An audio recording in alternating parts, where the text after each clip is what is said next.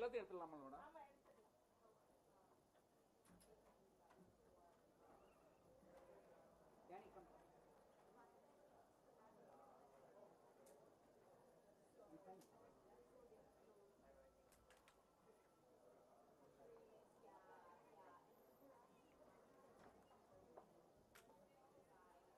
Open பண்ண பார்க்கலாம்.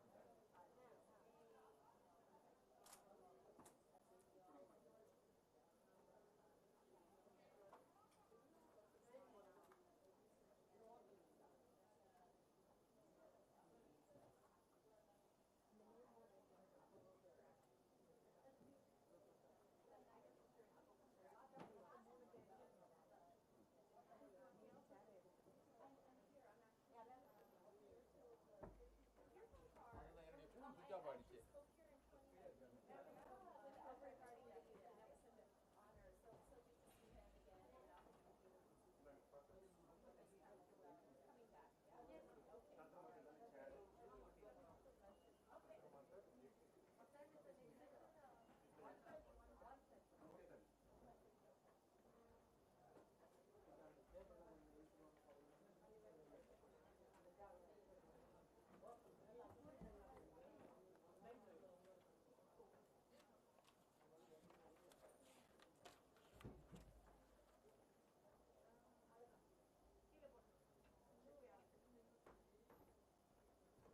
Oliver மட்டும்தான் இருக்காரு. ஏகே சிங் ரெண்டு ஆன்லைன் இருக்கா? ஏகே சிங் இருக்கா? ஓகே. இவர் வந்து கர்நாடகா சிங் இல்லை? அதான் அண்டர்ஸ்டாண்டிங். காலையில்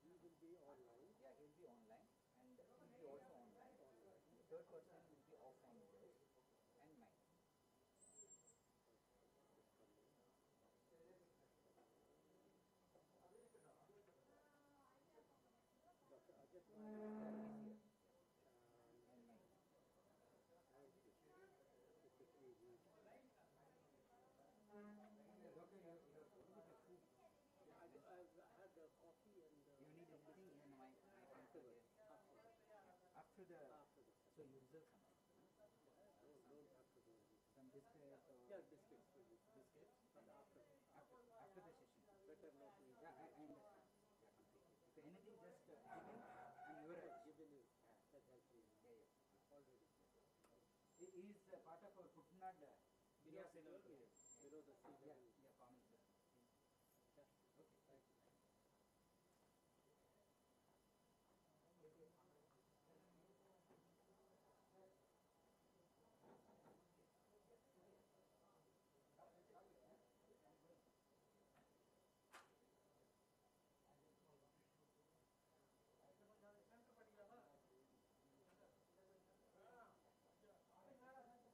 you.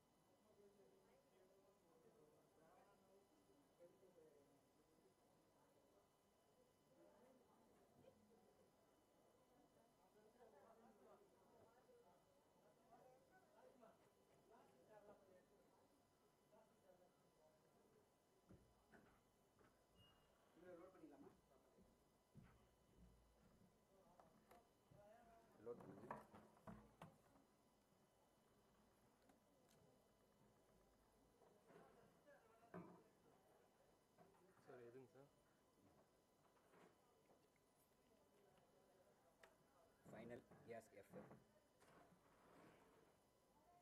காப்பி பண்ணி போடுங்க பார்ப்போம்.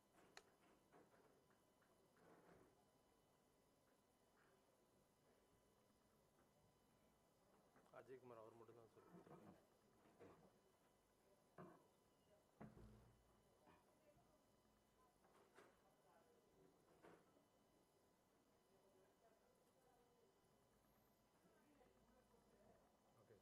எது வந்திருக்கான்னு பார்க்குறேன்.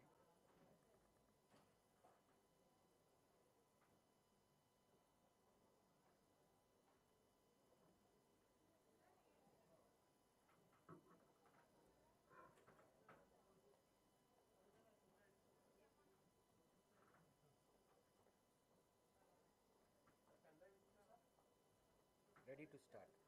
ஓகே. அவர் வந்து 1:30 தான் ready to start. Okay, I will check. Session starts at end of the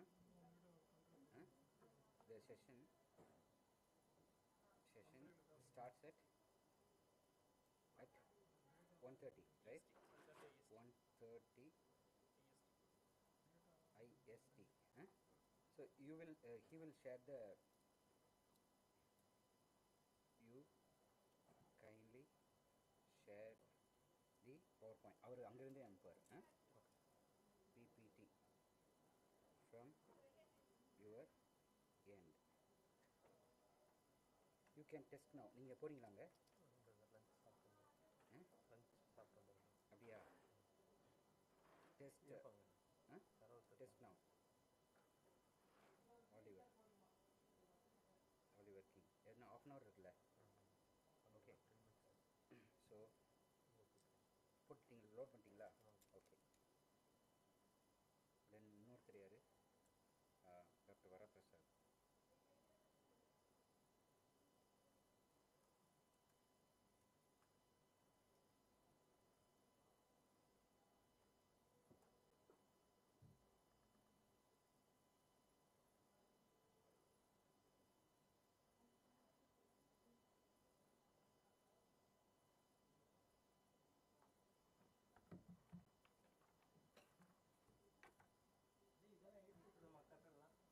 ஆமாம், இறக்கி விட்ருங்க.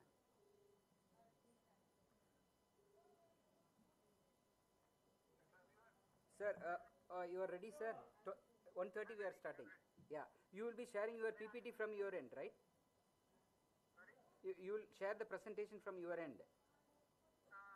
Yeah, actually I have shared about 2 pages notes. Did you see it? You know, but you have the PowerPoint, na? No, do I have PowerPoint? Yeah.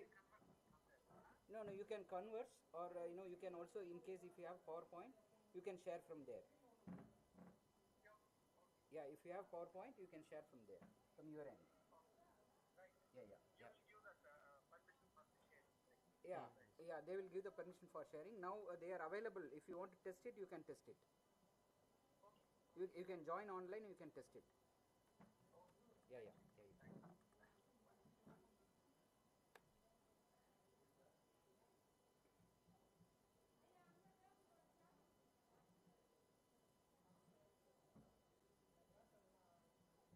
எங்கே இது எப்படி பண்ணுறது? எங்கே இதுவா? 1 second.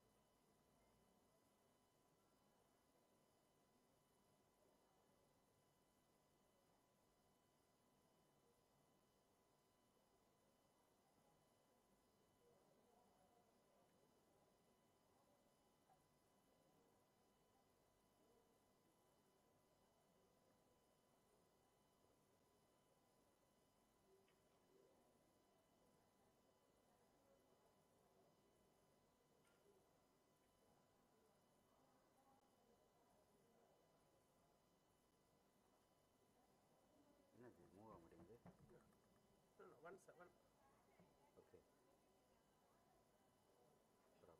Okay.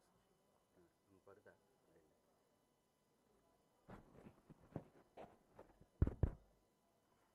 Check.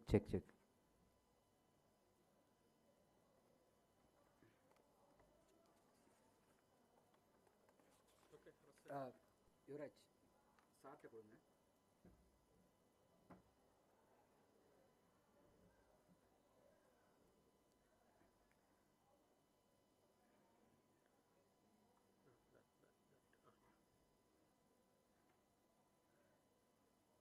Screen touch பண்ணணும்.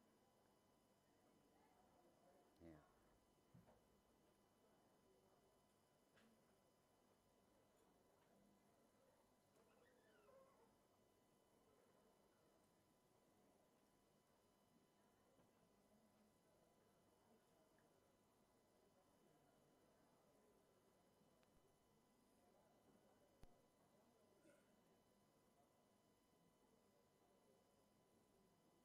Okay.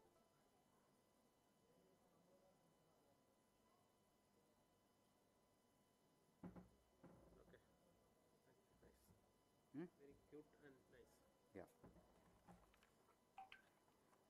So first, second.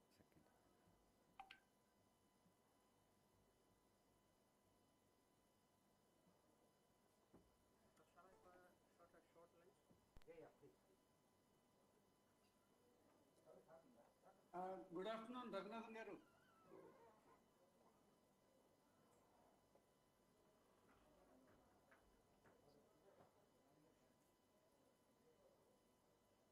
Dr. Raghunathan.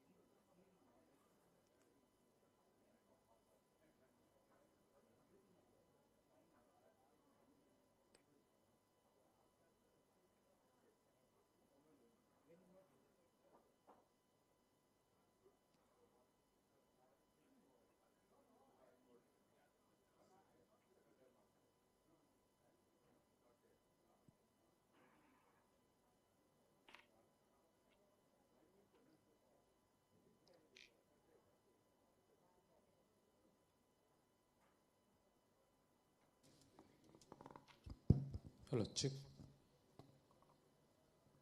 Good afternoon. Good afternoon, sir. I have a Word file. Can it be shared? Yes, sir. So can I try now? Yes, sir.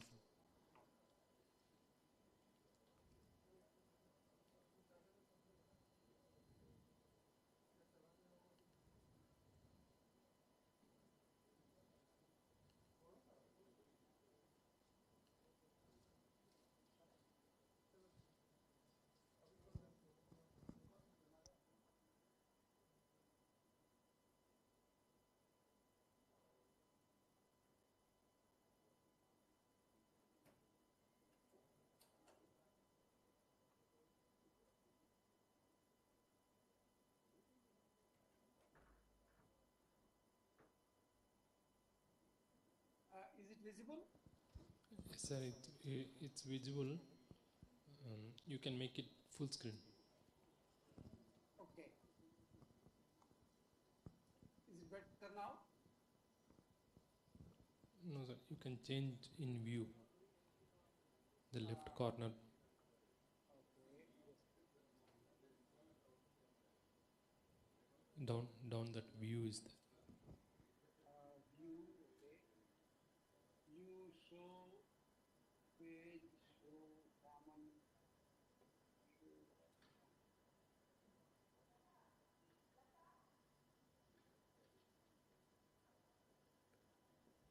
I see anything in the view, but okay. You just click the full view. Is it better now? No.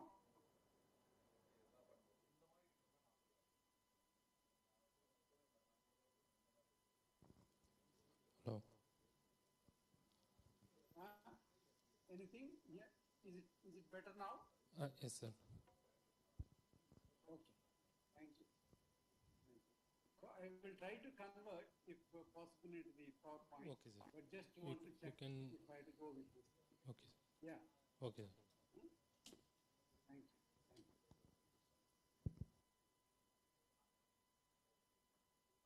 Dr. Raghunathan Garu, are you there? No. Yeah. So,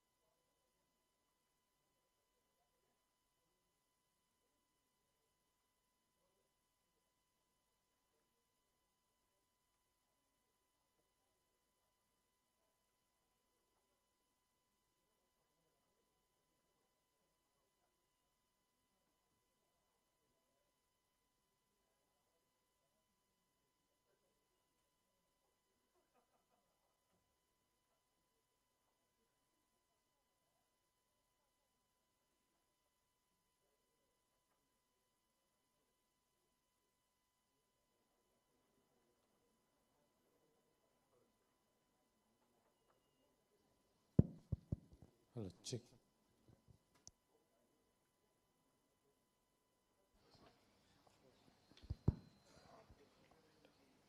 Hello, check.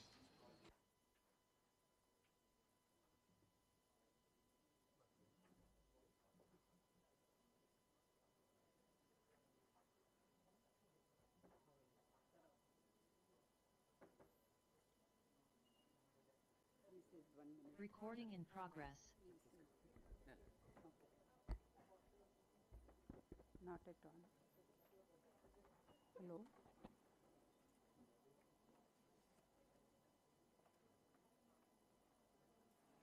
Very good afternoon.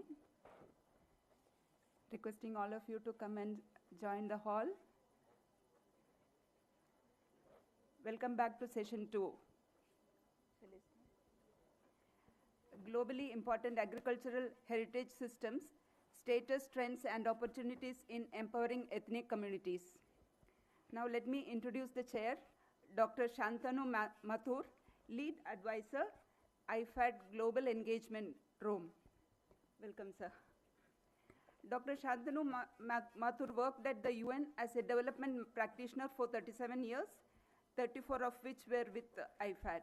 He has served in various roles, including Lead Advisor of IFAD's Global Engagement, Head of the Quality Assurance Group in the Office of the President, formerly as the Head of the Corporate Grant Secretariat.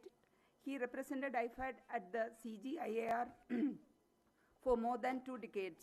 Under this capacity, he was the first CGIAR Fund Council Chair of Evaluation and Impact Assessment and Vice Chair of the CGIAR Finance Committee.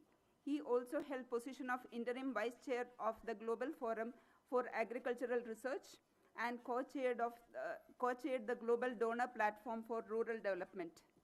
Thank you, sir. Yeah. Now, may I request the chair to introduce other speakers?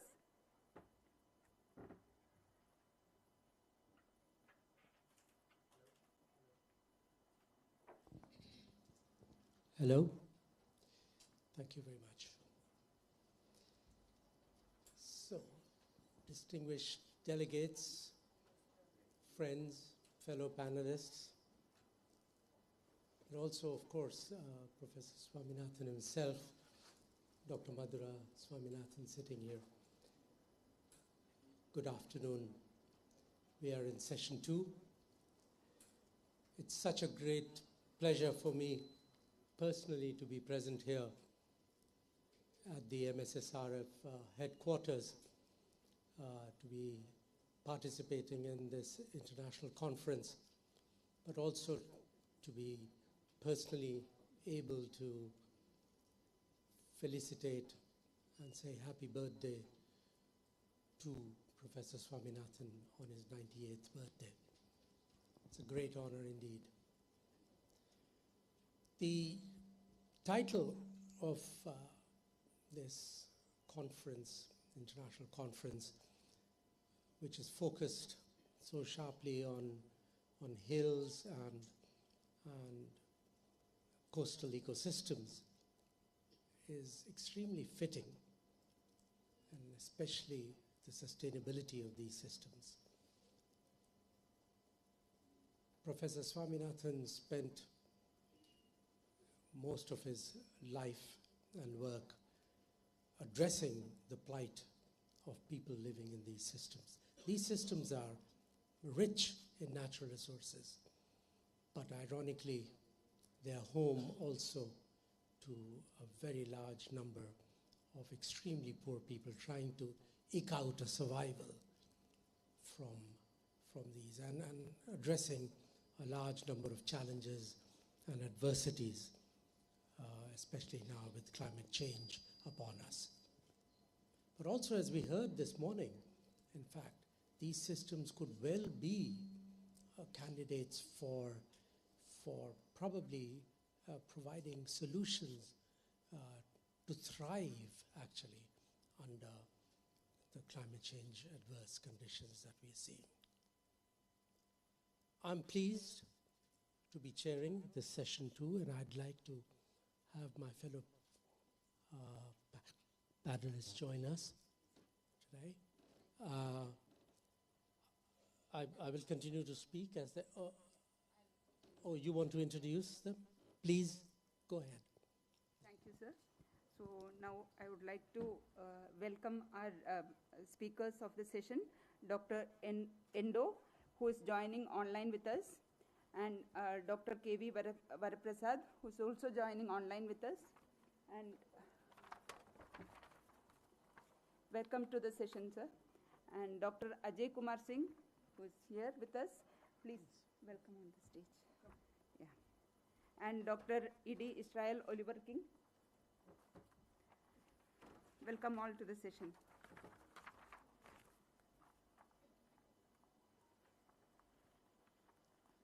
Now, yeah, please.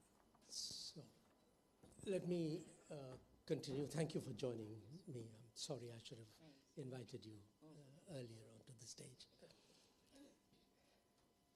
So, this session is also extremely important because we're focusing very much on globally, nationally, and locally important agricultural heritage systems. These have become extremely prominent now globally, and they are prominent because they are intrinsically systems, ecosystems that exhibit a lot of features which are associated with sustainable development. As the father of the Green Revolution, Professor Swaminathan was naturally preoccupied by issues of sustainable development. And he was a very, very fervent advocate, an international leader, a global leader, bringing sustainable development issues to the fore internationally. And he coined many, many important terms, concepts, innovative concepts, including evergreen agriculture. He was very much concerned about the need for biodiversity conservation, etc.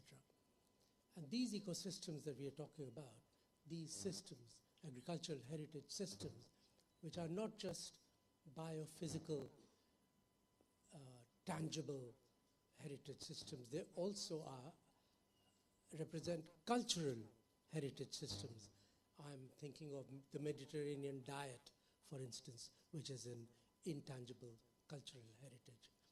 So communities living in these areas have managed to practice highly sustainable agricultural production systems, deploying technologies that are inherently sustainable in nature, biodiverse in nature, etc.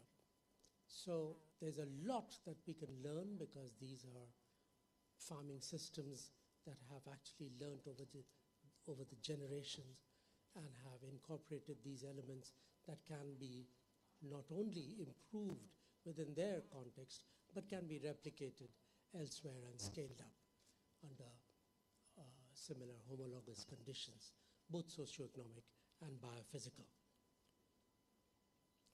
So this can be a very rich session as we try and draw from the presentations that my colleagues will make, and I hope that it will spur some discussion also as we try to seek some answers, some solutions on how we can use these agricultural heritage systems to transform the food systems. Very, very important transformation of food systems using the knowledge of these systems here, which in other words would mean how can agricultural heritage systems provide an impetus, provide a vibrant shot in the arm for inclusive and sustainable rural transformation. So that's something that we need to think about as well. We're not just talking about farming systems, we're not just talking about the farm, but all the way from the farm to the fork, involving other actors along the value chains, etc., etc. We could possibly also discuss policy issues, the enabling policy and institutional environment. This morning, Madhura mentioned the importance of truly participatory research systems, agricultural innovation systems that can employ multi-stakeholder and interdisciplinary approaches that can help us, in fact, draw from these AHS, the agricultural heritage systems. So without much ado, let me start with asking the first speaker, first panel. Yes, first panelist, Dr. Endo Yoshihide, who has served in the Japanese Ministry of Agriculture, Forestry, and Fisheries from 1984 onwards, so 35 years, mainly in international affairs on agriculture. He has also served as a diplomat in the Embassy of Japan in Rome, and I've actually known him as the permanent representative of Japan to the Food and Agriculture Organization of the UN between 1995 and 98. So he has been working as the GIAS coordinator in FAO, is the globally important agricultural heritage systems coordinator. And he has been involved in the refurbishment of the GIAS program and as the FAO Cooperate program over the years. So recently, his professional focus has been on the guidance for effective implementation of the action plan to achieve good GIAS site management and their development for the sake of farmers and rural communities in the GIAS sites. So, Yoshihide-san, the floor is yours. Are you Thank here? you very much, Mr. Chair, and good morning from Rome. And can you hear my voice? Yes. Okay, thank you very much. And first of all, I'd like to thank Swaminathan Foundation to organize this excellent event. And also, I remember 2014,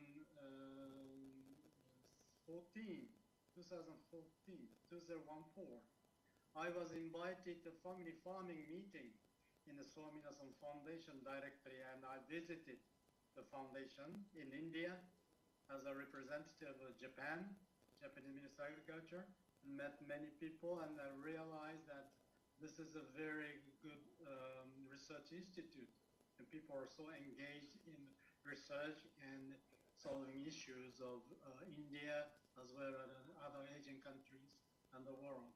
I am very impressed with the dedication and also engagement. And I also met Mr. Swaminathan himself, and yes, I exchanged words I still remember. Anyway, thank you very much for your organization and inviting me. It is an honor for me to be invited and make a presentation on GIAS on behalf of FAO. So let me first of all share the screen just a moment. Please allow me to take some time to share the screen. I think I can share some screen. Can you see my presentation? Yes.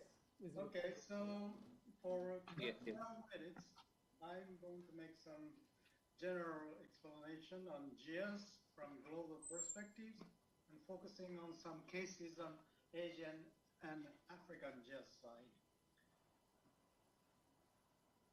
This is a definition of GIAS, and it's very difficult and takes time to make a clear and entire explanation, but GIAS is a unique agriculture system which is featured by a remarkable land use system and landscapes supported by the biodiversity and the existence which achieve both sustainable development and environment protection. So this is all components of GIAS are expressed in this definition. And as you may know, GS have 5 criteria on which GS is selected and designated. All these 5 criteria must be satisfied. But this means that the GS has multifaceted nature. GS needs to have a very sound and functioning agriculture that can support food security and livelihood security. So agriculture must be functioning very well. But as well, GS also must have a unique or remarkable agrobiodiversity. And also, it is required to have a traditional knowledge, excellent traditional knowledge that support the agricultural system. Also, GS is expected to have cultures or value system in its own uniqueness. And also, GS is expected to also have a landscapes and seascapes its own. So these 5 criteria is not only showing that the criteria, but also demonstrate that the GS has a multifaceted nature of existence. And currently, we have 67 GS sites in 22 countries. Now, this is a very core element of the GS program. This slide tries to show that the GS is not only the designation activity. GS designation is just, how can I say, one of the objectives. But what is more important is that after GS is designated, we must make, we mean GS site people, stakeholders in GS site and the local government and the national government holding a GS must have a maximum effort to maintain, conserve the GS site, and also development of the GS site. So left-hand side shows the process of GS designation, but the right-hand side also shows the process or the way in which the GS should be conserved and promoted, developed. So GS process starts from the member country's proposal making, and when proposal is made, action plan must be included. This action plan is a compilation or assembling of all possible measures that can be taken after the GS is designated. And after member countries successfully make a GS proposal, it should be sent to FAO Secretariat to us, and we send to scientific advisory group, expert group, which evaluate GS and make a decision of GS designation. After GS is designated, the responsibility of GS site management return to the member countries, the GS site people. Then we are encouraging to implement this action plan. The action plan is supposed to have many activities. For example, improvement of agriculture production, agriculture product, quality improvement of the agriculture product itself, or tourism promotion, or culture, local cuisine promotion, or conservation of agrobiodiversity, knowledge management, resource management, and market promotion or sales promotion, establishment of a new value chain, supply chain, or branding of the agriculture products. All these must be coordinated in a full collaboration with the local stakeholders. So the meaning of GS exists in the point that local stakeholders have an opportunity to discuss and agreed on some measures or tools that should be taken for the conservation of the GS site in a very well manner.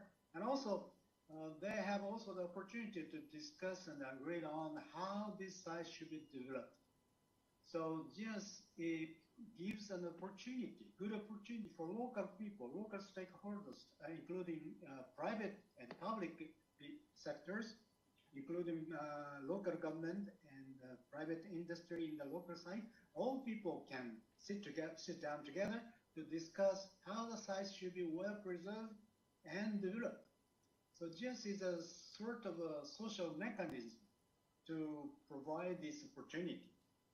And it depends on the site what kind of measure can be taken, and preferably government, national government, local government are also expected to provide some assistance or policy implementation to support these activities.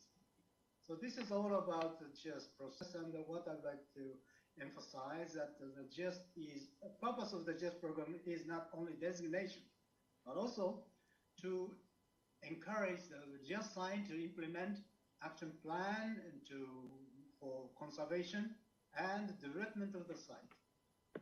So let me proceed. These are the typical pictures of many GIST sites in the world. Also, this is a continuation of the pictures. Now, as I said, 7 GIST sites in 22 countries now. First of all, as one of the unique GIST sites in Asia, I can recommend floating garden in Bangladesh in the southern or lowland area of Bangladesh. Every year, when the rainy season comes, the flooding water covers the all farmland. The farmers lose their farmland. So for a long time of survival, struggle for survival, farmers finally overcome this difficulty by creating a floating bed of agriculture for agriculture production.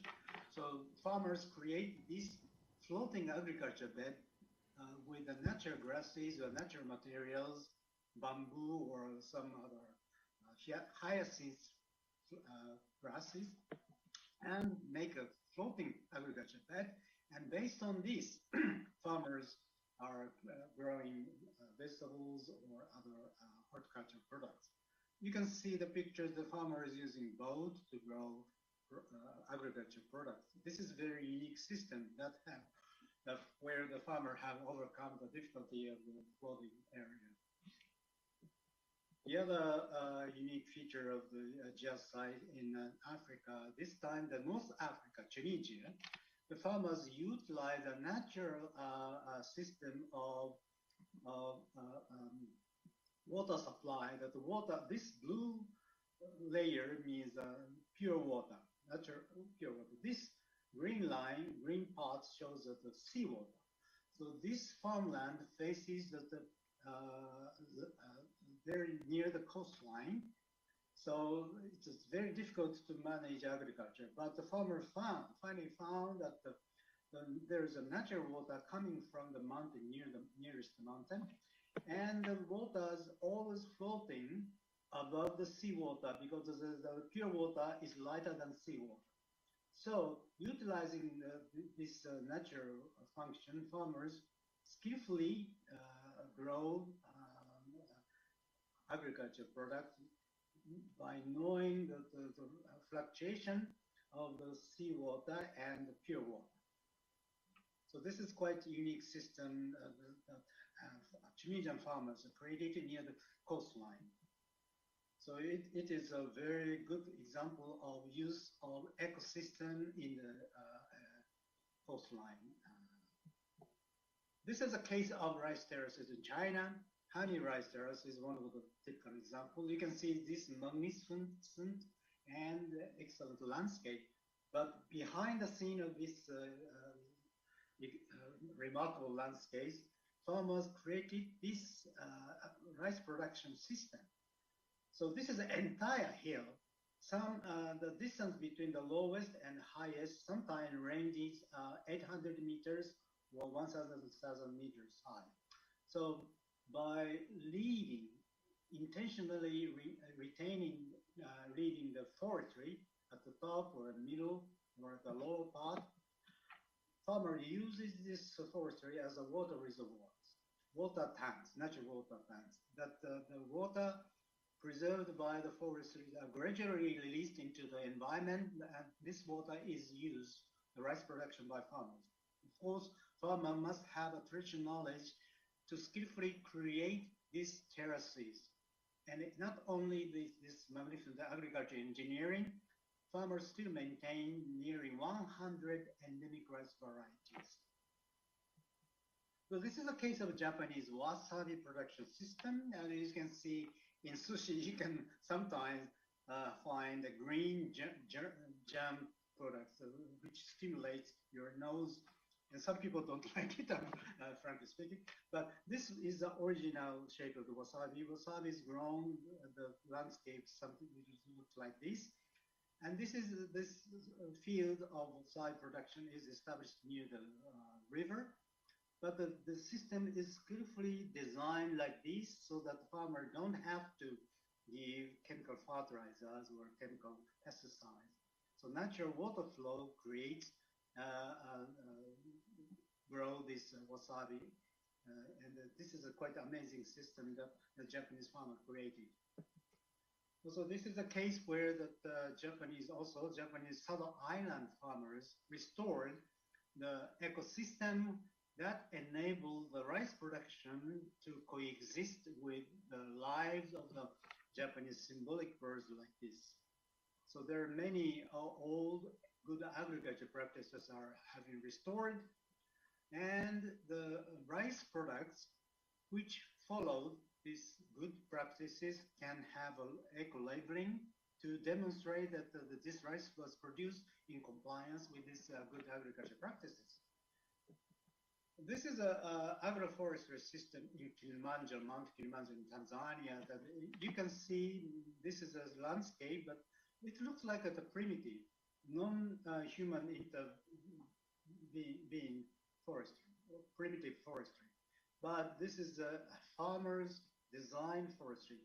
Farmers for a long time created this forestry by leaving the natural trees, tall natural trees as a sunshade, and also they put banana trees, and also they planted many other crops.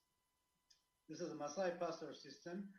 I'm sorry, I must quickly finish because I reached 12 minutes. Maasai pastoral system, and beyond Africa and Asia, there is also another unique system in Latin American country, Chinampa in Mexico, and Andean agriculture in Peru, where you can find a wide variety of very unique crop genetic resources maintained. And also, there are many jazz sites which are engaged in the market promotion. These are logos or labelings created by each individual jazz site. Also, there are some jazz sites have certificate system. Some jazz sites are promoting agrotourism, and some countries establish NIAS, nationally important agricultural heritage system, as a preliminary stage for GS. So now I'm focusing on the function of GS as a tool for rural development, and by utilizing these unique features of eco functions and the ecosystem of GS sites can have a high potential to promote rural development. Of course, the original ecosystem, function of biodiversity must be well preserved. This is a very, very good, important prerequisite condition. But just has a high potential also for rural development. So thank you very much. I'm sorry I have passed 2 and 40 minutes. Yes, so fast. Thank you very much for your attention. Thank you. Thank you so much, Endo-san. That was extremely rich. You were able to outline what are the different criteria, selection criteria you use to select sites, and how do you manage those sites you gave us. You gave us a large number of very important examples that exhibit how local communities are able to use their ingenuity and knowledge that has been passed down the generations so that they're able to sustain a very rich farming system in a way, but with elements that can be certainly used to replicate and scale up elsewhere if we are able to extract that local knowledge that can be used there. Many of these sites, according to me, also exhibit many of the elements that we discussed this morning, MSSRF sites themselves, which can be eminently suitable to be considered, hopefully in the future, to become GIAS sites. Without much ado, could I call upon our second speaker, who's online. This is Dr. K.S. Varaprasad, who's a senior consultant at APARI. This is the Asia and the Pacific Agricultural Association of Research Institutions. Dr. Varaprasad is an agricultural scientist and nematologist by training and a former director of the Indian Institute for Oilseeds Research at Hyderabad. He has been a former head of NBPGR.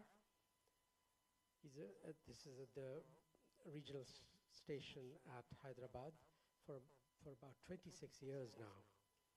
He's presently working as a senior consultant at APARI. He was associated with the development of 11 genetic stocks in tomato, linseed, jatropha, cowpeas, chili, and sorghum. He's the recipient of the late P.P. Singhal Memorial Award in 2015. He's the fellow of the Indian Society for Plant Genetic Resources and the president of the Plant Protection Association of India. He's also a member of the Andhra Pradesh State Biodiversity Board, Ministry of Environment and Forestry. Dr. Varaprasad, who is online, the floor is yours for about 12 minutes, if you can, please. Thank you, sir. Thank you. Am I audible? Yes, very much. Thank you. Thank you very much, Chair, for a generous introduction. And I would like to first convey my gratitude to MSSRF for giving me this opportunity. And also would like to recall about 15 years back when we published a paper in Current Science on criteria for agrobiodiversity heritage systems. Professor Swaminathan, the next day he gave an email congratulating that this paper is very timely. So that was a very rich source of inspiration. So Professor Swaminathan has got several millions of followers and Ekalavyas. I am just one among them. Professor Swaminathan, very, very happy birthday to you. So I am also thankful to ENDO for providing a rich background of GIAS with the beautiful photos and line diagrams. And I would like to focus on the Asia-Pacific heritage systems and an overview of these things. So I actually am also thankful to Dr. Ravi Khetrapal, who is the Executive Secretary of APARI, who encouraged me to be part of this because he was unable to participate today for very valid reasons. And thanks to APARI for giving me also this opportunity. So as you are all aware, and after seeing the presentation of ENDO, it's very clear that these heritage systems have got a lot of functions, and their importance is very well recognized, and awareness has tremendously increased after the recognition by the FAO in the form of globally important agricultural heritage systems. There are about 45 agricultural heritage systems in the Asia-Pacific region, and that belong to 8 countries, and there are other applications from the 6 countries which are submitted to FAO for recognition. But in fact, if you see, there are several thousands, if not, definitely hundreds of potential agricultural heritage sites in this Asia-Pacific region. And the recognized systems are also from very, very diverse ecosystems. And to befitting this title, both the ecosystems that are recognized, Koraput as well as Kuttanad from Kerala, belong to these hill and coastal ecosystems for these ecosites. Then also these heritage systems, recently from India, there is a publication of about 48 potential heritage systems that can be recognized with a lot of information on their suitability. This publication is an inspiration for several people. And also there is a project funded by the University of Cambridge on traditional agricultural heritage systems that exist in India. So I have been actually part of that and looking at a very rich agricultural heritage systems in this region. And there is a possibility that a good number of them can really be recognized in the future. The heroes of these heritage systems are the farmers, the herders, the fishermen, and the forest dwellers. These are the people who have really have developed and contributed in developing these and maintaining these heritage systems, which are complex, diverse, and time-tested. And they are for thousands of years, and very ingenuously, these indigenous combinations of techniques and practices have been done, which actually provide the food security. So in the pursuit of modern agriculture, which was the need of the day, we have lost some of these traditional systems in several places, but it's to our fortunate, FAO has given good priority for recognizing them, for maintaining them, and also for hand-holding them. So still there are places where these agricultural heritage systems are available, and there are many more which needs recognition. It's not just social, cultural, and ecological benefits, but as Indo has really explained, the economical services are also part of these heritage systems. Particularly in the context of climate change, these heritage systems, they come very handy, and there is a need that we should look at from the angle of the climate aberrations and extreme events. There are outstanding landscapes, which you have seen wonderful photos from Indo, that with aesthetic beauty, resilient ecosystems, rich agricultural biodiversity, and unique cultural heritage associated with these systems. And then the examples of the economic benefits across the globe, Indo has explained, even in India, MSSRF significantly contributed to these economic benefits and the example is Kala Jeera rice from this Koraput region, and also the government of Odisha promoting the land races from these heritage systems, recognizing them as separate seed system, and buying the products for public distribution system in the state was very encouraging. And then its sustainable things are also possible to have because of these recognition of these heritage systems. But there are a great deal of scope for the scientific interventions, for particularly with reference to conservation. So this is something which I think possible to focus in the future, and because of this climate change scenario, that the modern agriculture has pushed us into the emergencies, like soil emergency, whatever the systems that we have been able to produce more food and brought the food security, it also had certain disadvantages, like we are now put into the soil emergency, and as also water emergency, and the climate emergency, and of course, from the diversity shifted, the crop diversity shifted to monocropping. These are some of the disadvantages that we are facing, and to deal with these emergencies, not only in India or the Asia Pacific region, globally also, there are several learning lessons from these heritage systems which we can take it. I would like to just share few action points that would be, in my opinion, will make some difference in bringing in the future for these heritage systems. Is my screen visible, sir? Yes. Yeah. So Yes, sir. Thank you very much. And actually, as a way forward, one thing is that regional networking to learn the lessons from each other is one thing which we can really make it happen. Some effort has been done earlier also for China, Japan, and Korea, that they have certain things which are in common, certain diverse things, but a lot of things could be learned from each other for improving the heritage systems for the benefit of the millions of the small farmers. Then the second point I would like to focus is that even though NGOs, non-governmental organizations, the academia and research institutions, they are very well sensitized because of these FAO actions in this Asia-Pacific region also.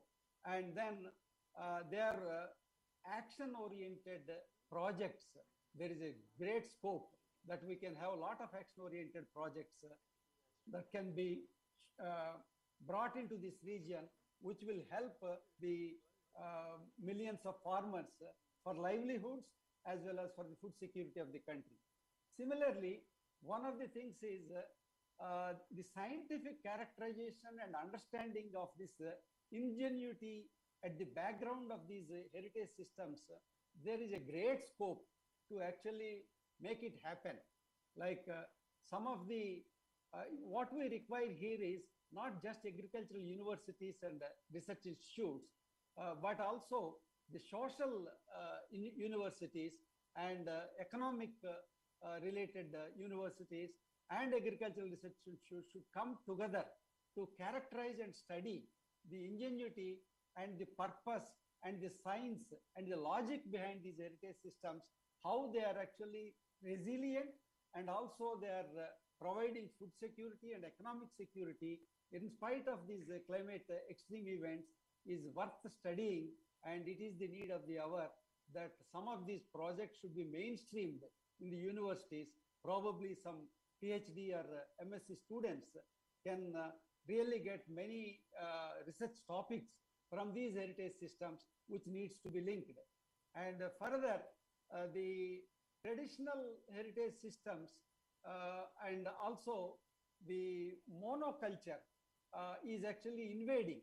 Fortunately, still even taking example of India, about 40% of area is still not invaded or did not take the benefit of green revolution. And that's fortunate that these areas really where the life is there for some of these agricultural heritage systems, they can be sustained, handheld, and then understood, and then use it for really dealing with the climate change. This is just a possibility that we can take a step forward. And then also, it's not that these two should never be kept against each other, the modern agricultural system and traditional agricultural system. We should have the intelligent combination of understanding the both, and then take the benefit for the society for providing particularly food and economic security. And the last point that I would like to make is that the biocultural heritage, which requires special efforts at the regional level, we can have regional network projects which they should go together as a region, and then across the countries they should take the advantage. And Asia Pacific region being the agrarian society, very rich in agricultural system, and there is a lot of scope and a lot of things can be done. Already a good headway is being done. I congratulate all the persons from the FAO who have started this, and also the MSSRF and many other organizations in India and outside India, in the Asia Pacific region, for taking initiatives. But what we have done is very little. There is a scope to do much more. Thank you very much, sir. Chairman, sir. Here I stop. Thank you. Thank you very much, Dr. Varaprasad. You were very, able in the way you were able to weave together the status of some 45 different sites, but brought out the essence of what is happening there, in terms of maintaining the conservation elements, the biodiversity elements of some of these sites which is unfortunately breaking down, as you mentioned, and how do we improve the resilience of this, perhaps through something that we can discuss later, one would call dynamic conservation, perhaps. So bringing in different elements from modern science, building on the local knowledge systems. So not looking at these sites in a very romantic way, but very much building on the local knowledge systems and improve resilience, to monocropping and other unsound practices. So thank you so much for that very important set of insights and action points as well, which we've noted. Thank you, sir. I'm pleased now to call upon our third speaker, Dr. Ajay Kumar Singh, who's sitting on my left here. So he's going to talk about the role of plant protection, variety and farmers' rights authority. He, Dr. Singh, is a genetist by training and a plant breeder. He holds a PhD from the G.B. Pant University of Agriculture and Technology, known as the Pantnagar University in Uttarakhand. He has secured over 15 years of experience in the registration and protection of plant varieties, PPV and PRA, and related issues. He facilitates registration and the protection of new, extant, and farmers' varieties applying for registration in the southern part of India. So he conducts hybridization trials for examining the eligibility of varieties and hybrids filed for registration. He's an expert in the evaluation of parental material of hybrids and the production of hybrids thereof for conductive comparative trials. So he has undergone courses in and training in US legal systems of protection of plant varieties and plant varieties protection, and of testing of rapeseed and mustard from Germany as well. So extremely well qualified, and we look forward to your presentation, Dr. Singh. The floor is yours. Thank you. Thank you very much, sir, for introducing me. First of all, I'm thankful to MSSRF for giving me the opportunity to be here and to present my authority in front of you. At the same time, I welcome all the delegates and the participants who are both offline and online, and the eminent scientists, team leaders, and directors of the institutions who are sitting here. So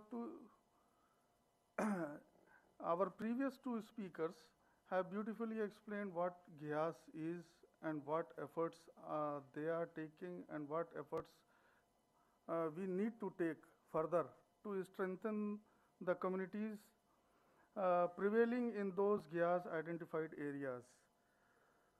So I am working in an organization which is giving the legal rights to the farmers and the breeders for their efforts in maintaining the varieties or developing the varieties. So I would like to, within these 15 minutes, I would like to correlate between the efforts made by the FAO in identifying the GIAS and what efforts are being taken by PPV-FRA in this kind of regard.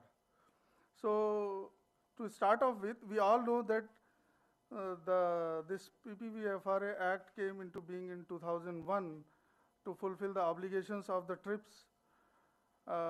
It was required that India should introduce a system of protection of plant varieties prevailing in the country. So after long years of discussion and all, India implemented this act, a very balanced act giving rights, equal rights to the farmers and the breeders of the country. So if we see the objectives of the PPV-FRA Act, by seeing the objectives only, you can see that the farmers and the farming communities, now, those who are prevailing in the GIAS identified areas as well as outside the GIAS identified area, that is across the countries, those traditional communities which are engaged in preserving and conserving the land races and traditional varieties in a very effective way. So authority is taking up all those communities to be safeguarded and protected. So if we see the objective, we can see that the Act is providing the rights to the farmers. At the same time, it is also ensuring that the high quality of planting material and the seeds are made available to the farmers and the communities. And one of the major objectives is to recognize the farmers and the communities in respect of their contribution made in conserving and improving the PGR and making it available for the development of new plant varieties. So to implement the Act effectively across the country and to outreach the farmers of every corner of the country, the authority has opened its 5 branches. And I come from the Shimoga, Karnataka branch. I am leading this branch office. Under this branch office, sir has already explained what we are doing there. We are testing the parental material there. And at the same time, the jurisdiction, I am covering the entire southern part of the country, which is under the jurisdiction of Shimoga, Karnataka branch office. And we take care of the farmers and the communities prevailing in these states.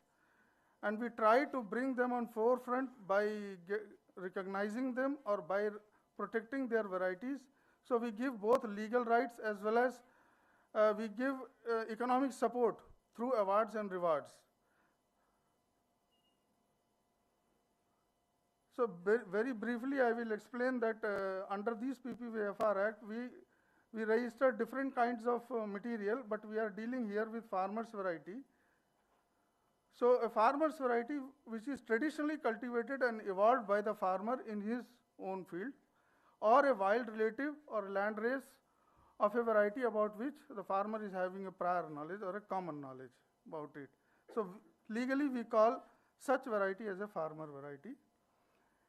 And a farmer who, under the definition we say that a farmer who either cultivates the land by himself or under his direct supervision, or he has the knowledge of the traditional varieties and who conserves and protects the varieties through selection or identification of their useful properties.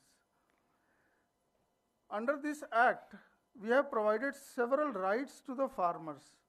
These rights will only strengthen the farming community or the traditional community directly or indirectly. If you see, we are providing benefit sharing. That means if any material, the elite material or the genetic resource which is being conserved by the traditional communities in the GIAS or outside the GIAS, those communities, if that material is used by a breeder to develop a new variety, they can get a benefit share out of it from the breeder or the commercial sale of the variety. At the same time, community rights are there, where a variety is essentially used for developing a variety. A community can ask for compensation. Compensation comes after the knowledge comes to the community after a variety is registered by a breeder. That means it was not previously known to him, but later on he came to know. At that point of time also, he can claim for compensation. And the authority has full rights to decide, depending upon the contribution of that particular variety in the development of a new variety, it can decide the extent and the amount of the compensation.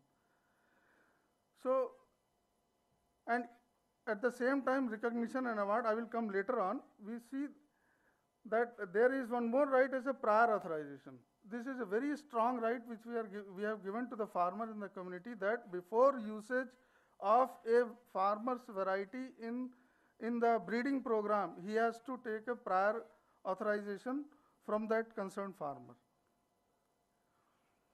So the registration of farmer's variety across the country, we have spread the arms and we are registering the farmer's variety to a large extent so that in the coming years we can protect most of the farmer's variety land races and the useful genetic resource, so that these communities can legally have rights over their varieties and they can tap out benefit out of that. And it is a very simple procedure. The application is a very simple application form. It's a 2-page form. Only he has to give the details and to fill the details of himself and the place from where he belongs, and he has to forward the application along with the seed material to the concerned SAU or the ICR institutes prevailing in that region. And to help out the farming community, these institutions are going to do all the tests, all the purity tests, dust characterization they will do on behalf of the farmers, and then these institutions will file the application also to the authority. And once it has been certified by the State Agriculture University or ICR, this variety will be registered and the rights will automatically go to the farmers. So now we come to the aspects on which we are here. So what need of identification and protection of agriculture heritage system? What modern agriculture in this era, it has overemphasized on productivity, resulting into environmental problem leading to destruction of unique local culture. And what is the result out of it? That the economic viability of the traditional farming practices and varieties have gone low, and it has been abandoned also. So FAO, which has identified the GIAS in several countries, in 22 countries. What is GIAS? Is a living, evolving system of human communities in an intricate relationship with their territories, within their territories. That means they don't move out of the territory. Within the territory, they keep on practicing the traditional activities. And this GIAS is threatened by climate change and increased competition of natural resources. So we need to strengthen them. So I have tried to make a correlation what FAO is doing under GIAS and what PPVFRA is doing for upgradation and safeguarding the rights of the farming communities. GIAS, FAO is providing global and national recognition of agricultural heritage system. Parallelly, PPVFRA is also doing national recognition of the farmers and the farming communities of GIAS plus other agrobiodiversity hotspots. That means additional to those which has been identified by FAO. Secondly, FAO is providing institutional support for their safeguard and associated landscape agriculture biodiversity and knowledge system. PPVFR authority is also providing monitoring support through award, reward, and recognition to encourage and strengthen such communities. So we have 3 different categories of awards and rewards. FAO is doing capacity building of local farming communities to conserve and manage GIAS. Parallelly, authority is also doing capacity building by creating awareness and encouraging farmers and communities to protect their varieties. That means through awareness program, we are trying to bring the farmers on the forefront and encouraging them to come and register and protect their varieties so that they can get legal rights over that. And FAO is enhancing the benefits derived by local population from conservation and sustainable use of genetic material resources. So PPVFRA is also enhancing the benefits by providing benefit sharing, compensation, and legal rights to their varieties. So we can say that both systems are trying to protect and safeguard the rights of the communities and to upgrade them economically so that they can be recognized nationally and they can come with their products. So these 2 are the sites which have been identified, which we are discussing here, identified by FAO, Koraput Traditional Region, Agriculture System Odisha, and Katanad Below Sea Level Farming System, West Coast of Kerala. So if you see, these are the awards and rewards which PPVFRA confers to farmers and communities annually. There is an amount of rupees 10 lakh which we give to the farming community which we select for award. So every year we try to bring forward 5 new communities which are involved in preserving and conserving the land races, local varieties, and genetic resources. So far, we have awarded 35 such farming communities in the country. At the same time, we also encourage the farmers, individual farmers, and group of farmers by rewarding and recognizing them with some amount of money. And I have particularly gone to the communities which have been awarded by the authority, and I have personally, I have seen that the money is going in the right direction, and they are using this money to strengthen themselves, and they are spreading themselves. They are distributing the material widely, now in a more efficient way. So the first award which we started, and the first PGSC award went to this Koraput region only in 2009-10, we can see, and the second went to the Wayanad district of Kerala. So these both are the sites have been identified under GIAS also, and others, and from this Kerala region and Koraput Odisha region, we have given around 8 PGSC awards. So this is the glimpse of the first PGSC award, then the second, and we can see likewise these are the communities which we have awarded. So I want to convey this, that in India we have a very strong act, PPVFR Act, and the authority, which is also trying to protect the rights of the breeders, of the farmers and the farming communities, and at the same time it is also trying to safeguard the rights and support these communities to get themselves upgraded. Thank you very much.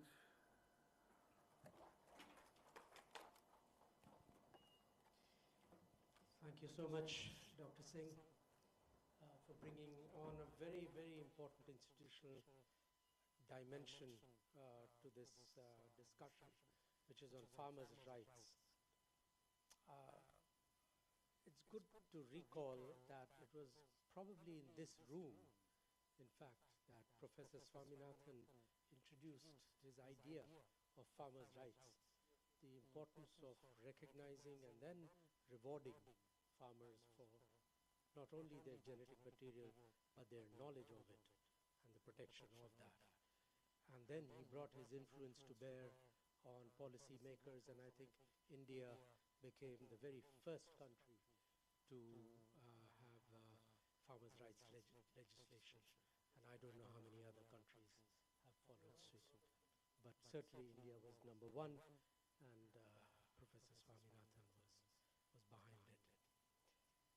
So thank you very much for that very important presentation there. And I think we should speak more and more about this in the context of GIAS, because again, people forget that GIAS is not just about biophysical resources, but also about many, many other rich dimensions, as I was mentioning, of tangible and intangible agricultural heritage systems.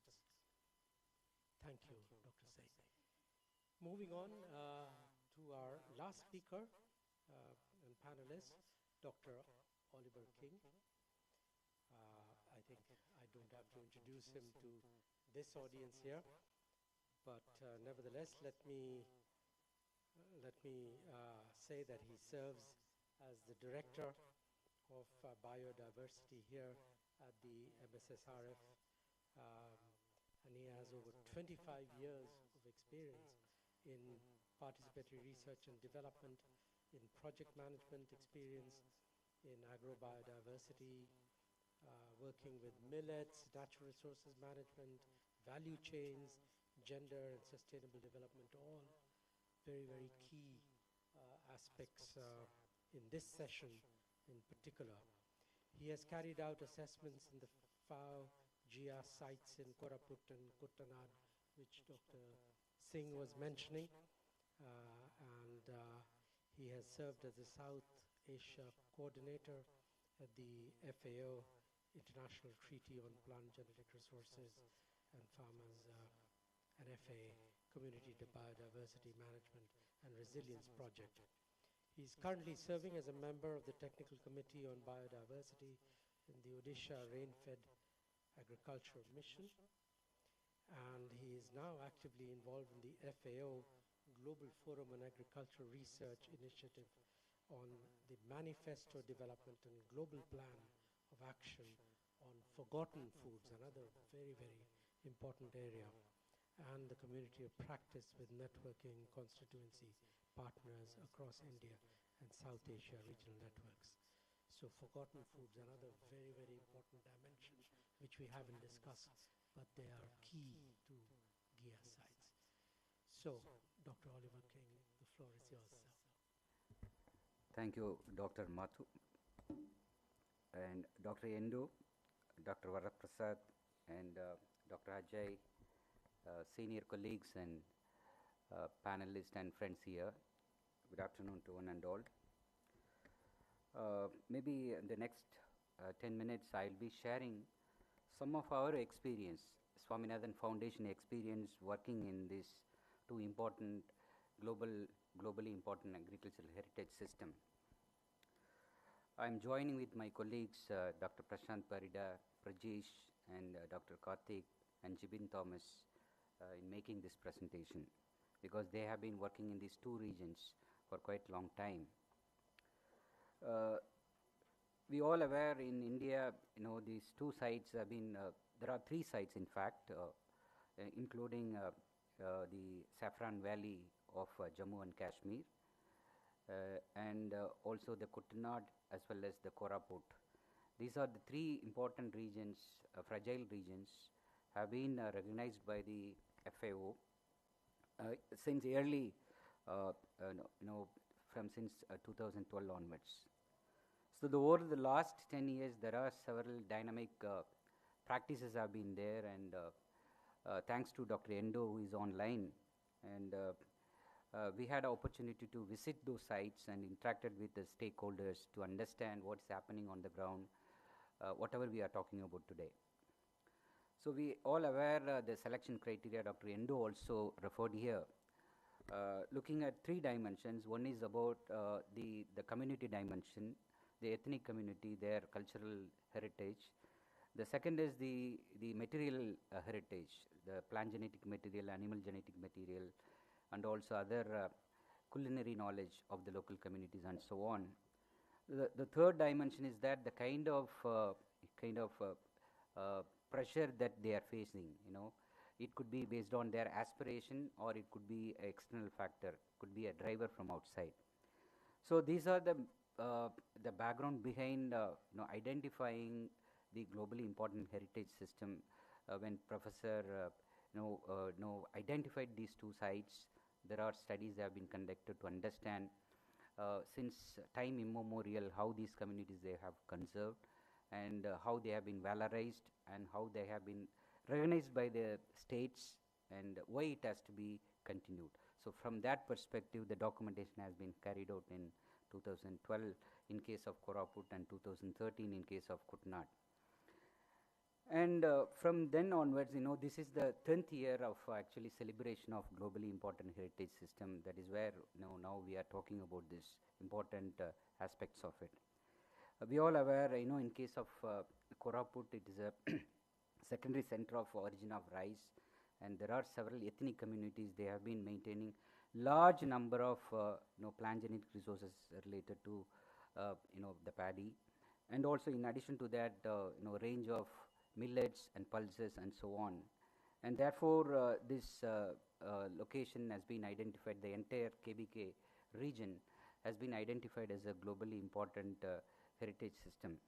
However, we see that there are practices related to the podo cultivation is been slowly reducing in this area, and also there are positive side. The government also have been taking initiative for identifying knowledge holders and also recognizing them in terms of providing their support and creating value chain through government programs and so on. When we interacted with the stakeholders, multiple stakeholders, we have interacted with them from the state government, from the local farmer producer organizations, community-based conservation organizations, women and tribal groups, and so on.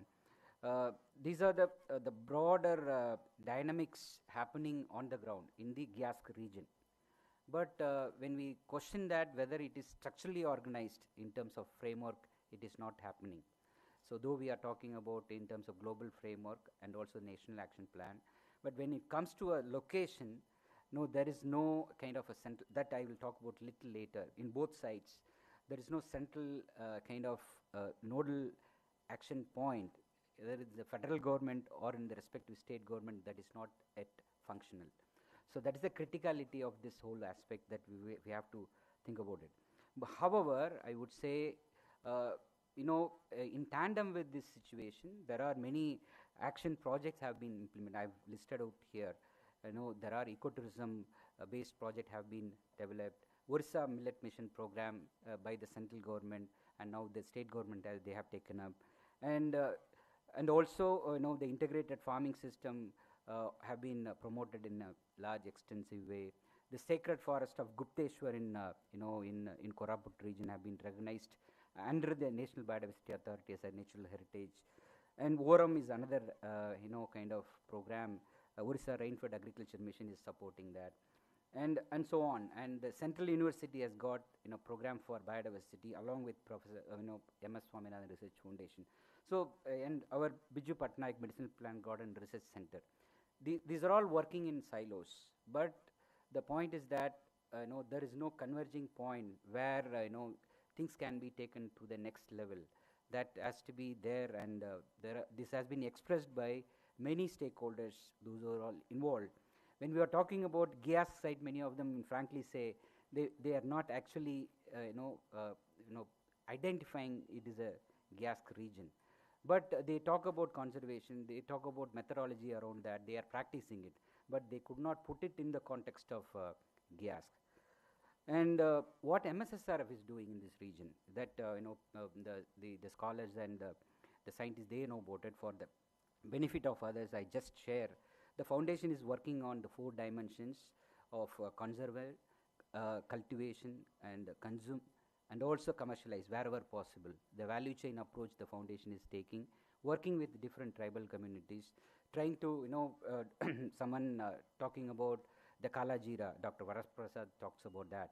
So that is one example that where we see in the Gyask site, there are materials that can be added value through scientific way, through participatory plant breeding, and that can be taken up in a large scale and that can be connected to the markets. That is one fine example. But if we closely look at what's happening on the ground now, there are external forces and people aspiration changes, development forces are there. So it is heavy competition. From that environment, what kind of support government can give for the conservers, those who are actually practicing it even today in the Gyask region. So there are, you see in the slide, there are different methodology the foundation is doing, involving women farmers, particularly the custodian farmers, and helping them out. Here you see there are custodian farmers, they have come with their producers through the farmer producer organizations. They come from Gyask region, but how this can be scaled up through branding from the Gyask perspective. That is where probably we have to move there. I move to the Kottanad region, where we talk about it is a below sea level farming system that is next to maybe probably the Netherlands. This is the one area in India, the world, we have such system where farmers, they produce the farming system happening at that level, and the traditional knowledge associated with that helps them to produce twice in rice production, as well as along with the perennial trees and fish and duckery, all that together, so that their livelihood opportunities are taken care of. So that is a system in this region. For that, the region has been recognized, and there is a lot of tourism potential that we all aware. And the the Koraput, there are different packages are there, including the Kuttanad package of the government of Kerala that supports kind of similar traditional heritage system in the region. And also, there is a center has been established, International Research and Training Center for below sea level farming system that has been established. And there are the unique system of Tannir Mugam saltwater barrage that has been renovated and modernized now. And biodiversity conservation, tourism, activities are there. There are individuals, probably, the youth, now they are interested to take up this Giask as a logo. When I compare both Koraput and Kuttanad, I would say, from Kerala, there are more young entrepreneur are aware of the Giask as a kind of a branding when we compare to the Koraput context.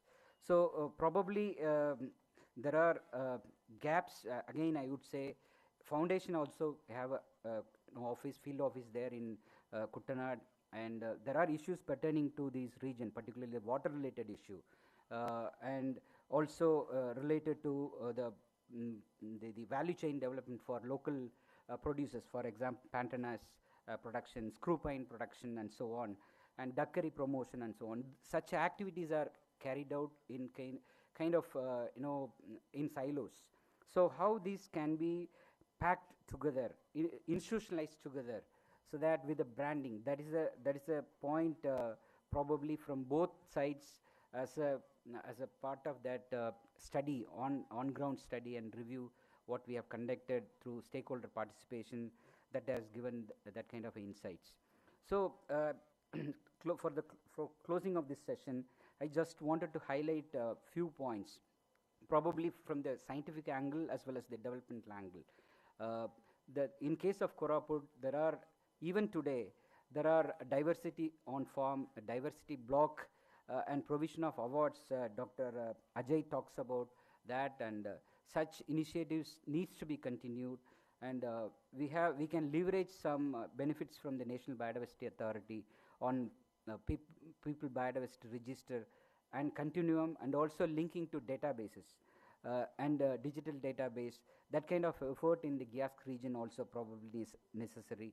And since the aspirations of the communities are changing towards pro-development, there is a need for sustainable development pathway. Probably some of the model needs to be scaled up, and the branding aspect in the context of Giask needs to be leveraged. And finally, I strongly feel that the kind of Giask Management Authority, in our context, nationally important agricultural heritage system authority, needs to be constituted. When we discuss these things globally, whenever the forums are there with Dr. Endo and others, recently we had a discussion with the Russian partners. Everyone now started talking about NIASC, nationally important agricultural heritage system, or even state level also probably that is needed. So if that can be thought of, and framework is developed, and necessary support system come in, I think probably the knowledge holders and the custodian farmers and women and the tribal community, their long-term contribution for conservation and their sustenance also will be assured. Thank you very much.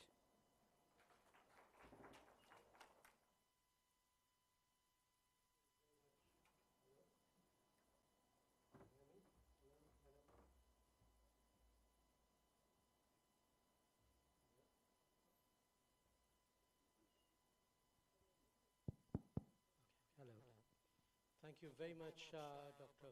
Oliver King, for bringing out some extremely important features from two very key sites as far as MSSRF is concerned, and they are also very much a part of the GIAS group of sites, exhibiting some unique features, not just bio or physical features below the sea level, but also many other intangible heritage features which you talked about. And you brought out some important aspects of engagement of policymakers and institutional constraints that sometimes need to be addressed in order to improve these systems.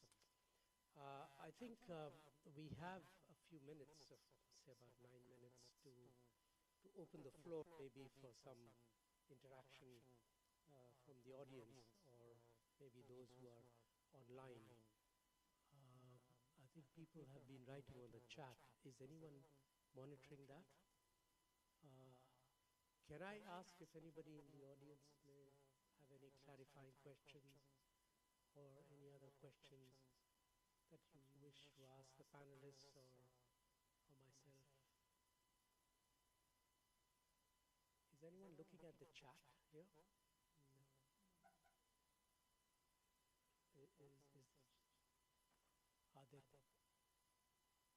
Are there any questions that anyone has asked? Yeah, Endo has asked that what is the Ministry of, Government of India, how it is supporting these agricultural heritage systems?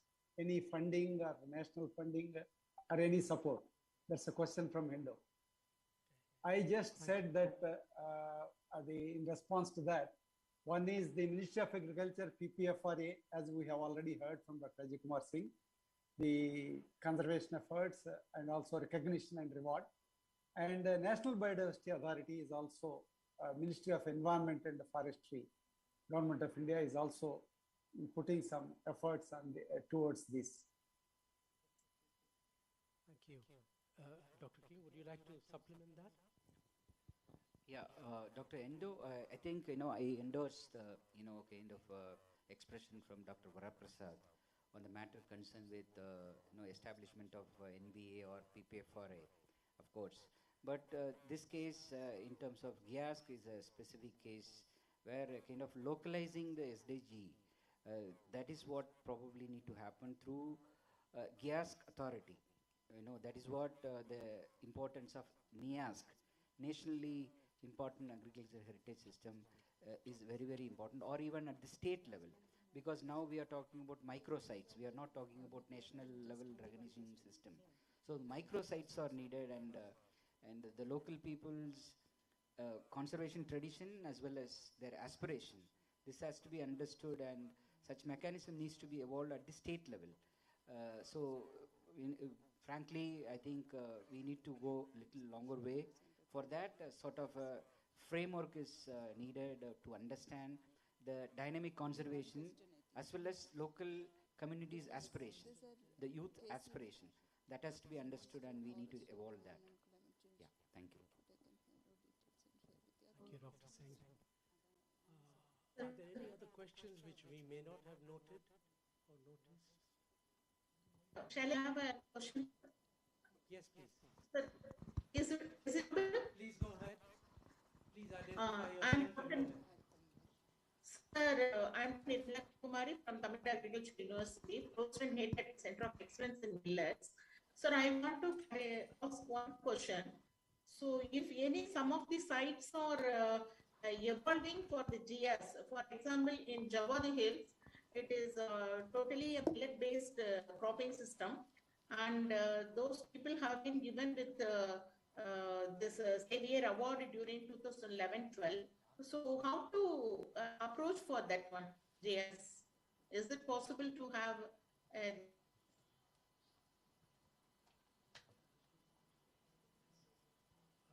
would you like to answer? Dr. Nirmala, we heard your question. I think, there are some criteria, as Dr. Endo pointed out. The region should be, fairly larger area, and there are criteria related to the number of varieties and the genetic material conserved by communities for a longer period of time, and there should be a dynamic conservation practices, and that should have been locally recognized by the Indian system. Then the recommendation can go through the national system.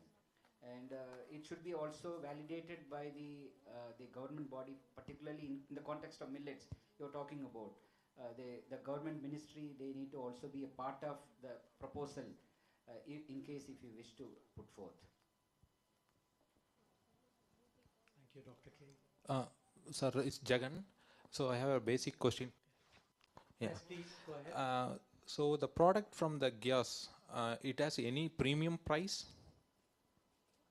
Whatever like from Kutanadu we are cultivating paddy, or from Koraput we are cultivating millet. Is the product from the gas site, like recognized site, the millet, it has any special price than normal, or it is the same? I think it's a very good question that you've raised. Thank I you. think this is an important future agenda, I believe, when we start talking of certification and other such mechanisms by which you can actually put a premium on the price of what is sold in the market. So you're basically trying to connect the primary producer to remunerative markets or niche markets where what they're growing has some kind of a uniqueness, value to it. Actually, the price is dependent on what characters, what quality, what uniqueness it has, and that has to be decided by them only. And then it can be justified by the agency which is taking up for commercialization, if any. So that will depend on case-to-case basis. Sir, if I am allowed, I'll just supplement. Chairman, sir. Who's this?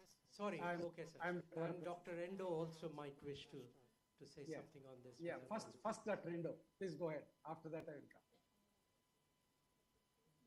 You're on mute, Dr. Endo.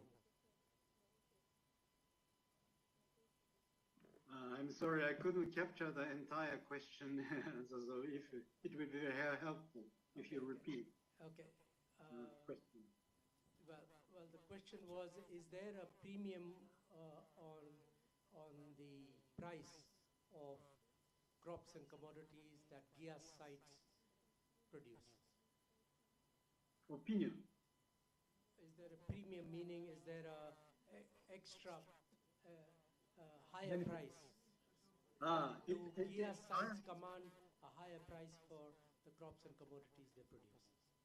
It is entirely up to the situation of each GIAS site. Sure. If the GIAS site can successfully conduct a branding or market promotion, it can gain additional premier prices as a result of the GIAS designation.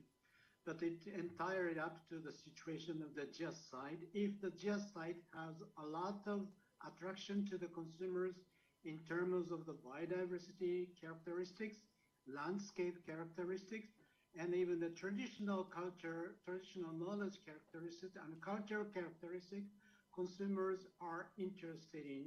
And of course, that this is agriculture products, the taste, quality of the product must be also attractive to the consumers. All these factors are taken into account, should be taken into account, and contribute to the formation of the premier prices. So it is entirely up to the situation of the GIAS site, as well as efforts or the undertakings by the local stakeholder after GIAS is designated. So if they can well successfully formulate this attraction of GIAS into the price or marketing, they can gain a relatively higher price increase. But if the situation is not so good, it is not easy to gain a higher premier prices. Some GIAS sites are successfully gained higher prices, but some GIAS sites are not successfully cannot do that. Sure. Thank you. Dr. Varaprasad, you... Yeah, sir. Thank you, sir. Chairman, sir, just a submission to you. Whatever that Dr. Alivar has pointed out, I would like to just put emphasis on that a recommendation can go from this conference that if not a separate authority for GIAs is possible, but at least under the National Biodiversity Authority, a separate a subcommittee or committee should be able to support. I will substantiate this that almost 20 years back, when I was working in NBPGR, the Deccan Development Society, which is in South India in Telangana, they applied for a heritage system recognition to State Biodiversity Board. But it was just kept aside for very, very long time because of lack of a infrastructure or a support framework that does not exist with any organization.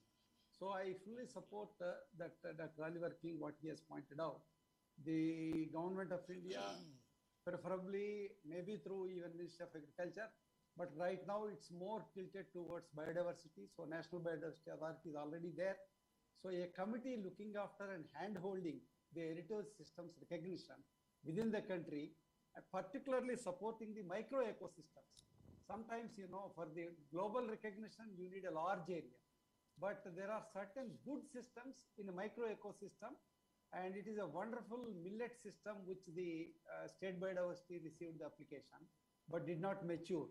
So this recommendation would be greatly helpful for the enhancing our activity at the national level. Thank you very much, sir. Thank you so much. We've actually run out of time, but I know that there were 3 or 4 hands up. I'm told that we can probably go for another 3 or 4 minutes longer. So if you can be short, Madam, first you. Yeah. Very short. And I see. Anyone else has a mic? You have a mic? Can you start, sir? Can you start? I'm Ravi Shankar Tupalli, former Associate Director, MSSRF. In connection with sustainable development and hill and coastal ecosystems, there needs a policy backup, in fact. For example, in MSSRF, we have developed a very good model of mangrove restoration, community-based, community-centered, science-based and research-oriented mangrove restoration, which has been recognized by many states, all the maritime states in India. And also it has been approved by the National Committee on Mangroves and Coral Reefs. And in fact, the Ministry of Environment and Forests and Climate Change has increased the budget to follow that particular model. But still, we need a policy to kind of extend it to other countries where similar geographic conditions exist. So that is where we have also suggested a joint mangrove management model on the lines of joint forest management model. Now, when we look at sustainable development and inland coastal ecosystems, we need to have a sustainable coastal and mangrove management act.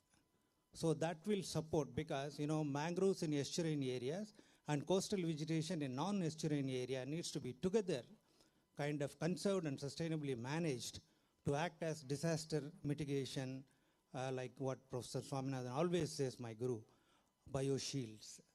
And when we go up the hills, we have many programs, even UNDP has reef to ridges, and in other places we have reef to valleys. So when it is not properly managed with sustainable development models, we have landslides, and whatever development that takes place with one landslide, everything goes off and poor remains poor. Thank you very much. Thank you so much for that guidance and advice. Madam, please.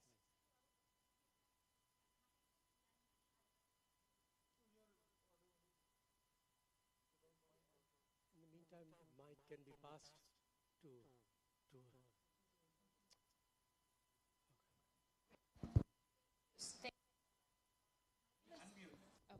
My name is Bien Lee. I'm the founder and CEO of the Hungry Lab, and we're a global incubation program, a platform that builds sustainable, scalable startups for SDGs. And my question is, I was really glad to hear Dr. King talk about the value chain. And in terms of these specific GIA sites, I'm very curious, given that the products are great, it's a great story. It's a great profile, and right now globally we're seeing from the consumer and market side that there is a lot more interest and consumers willing to pay even premium prices for artisanal crafted products and things like that, as well as platforms to procure these types of products and sell them globally. So in terms of that linkage from producer to consumer, I'm curious as to, for these GIA sites, like what are the specific root causes of the challenges to those market linkages to help them build and grow and gain access to wider markets? Thank you very much. I'll try and take that one myself in my closing remarks. Thank you.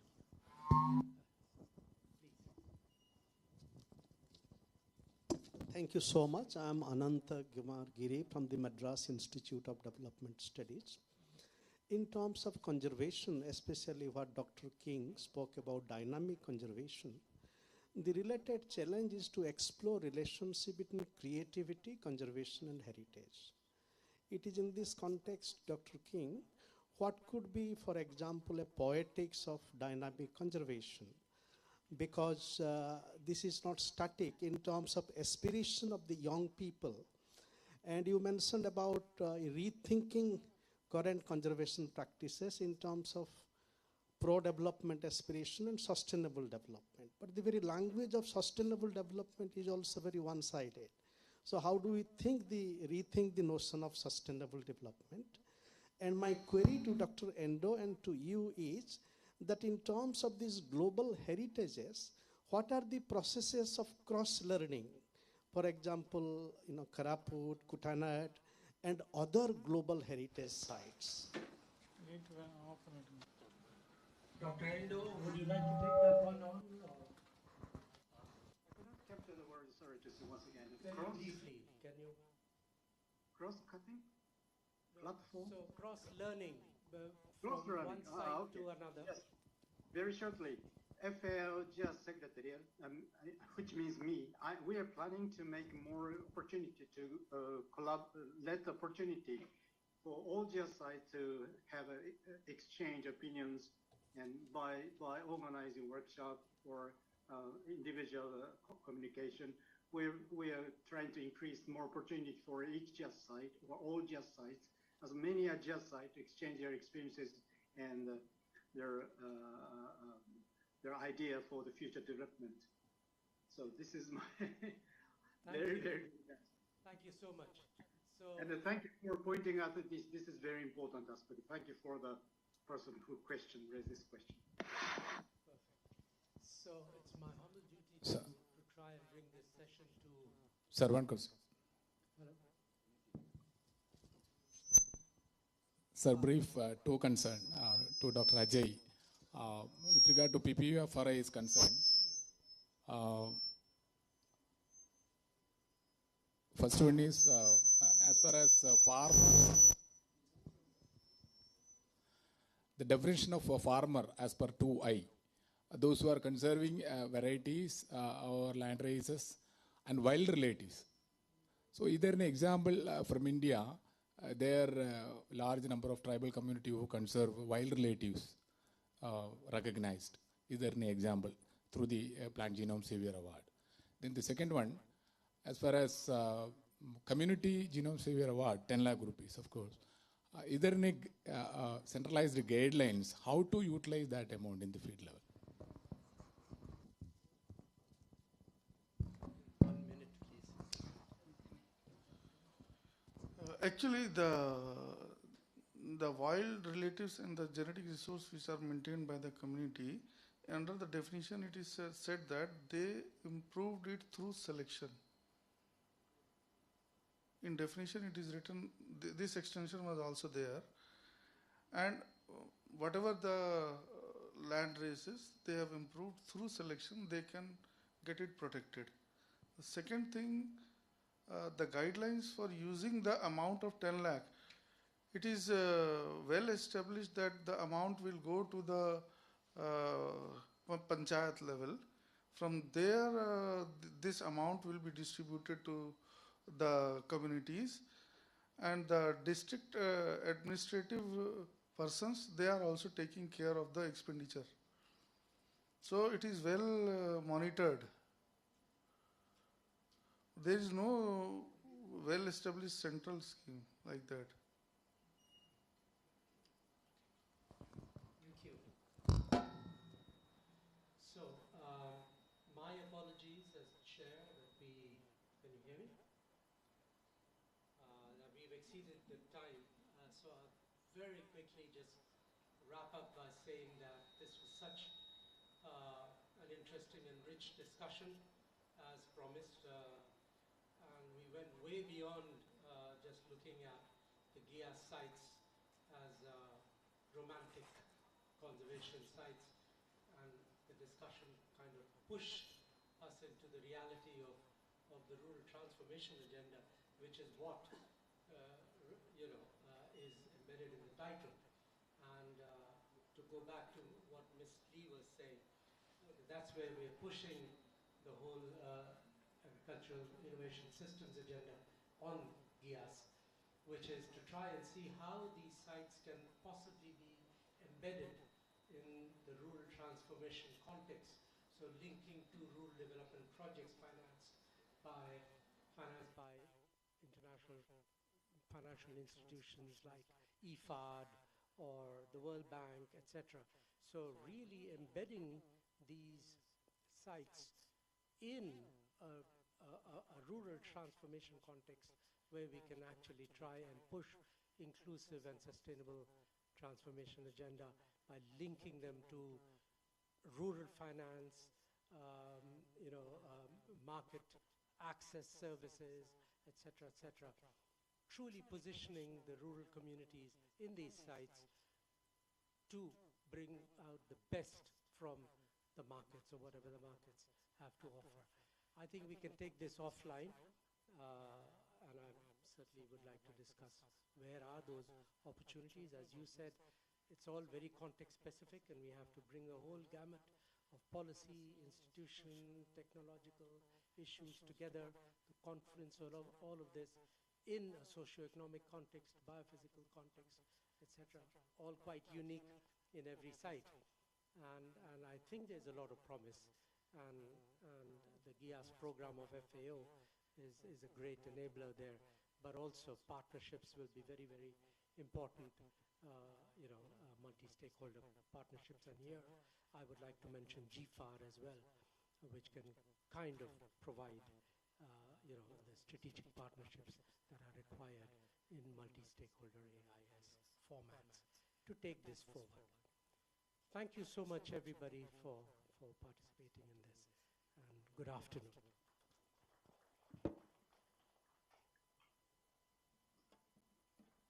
Thank you very much.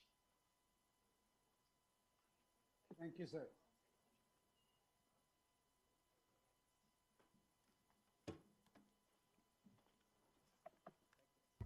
As a honor, we would like to hand over millet bags to our honorable chair and speakers of this session. And we are sorry with the online participants, we could not hand over the millet bag to you, but our gratitude is there. Yeah, thank you. Thank you, Chair. Thank you, Dr. King. Thank you, Indian people. Bye-bye. Yeah.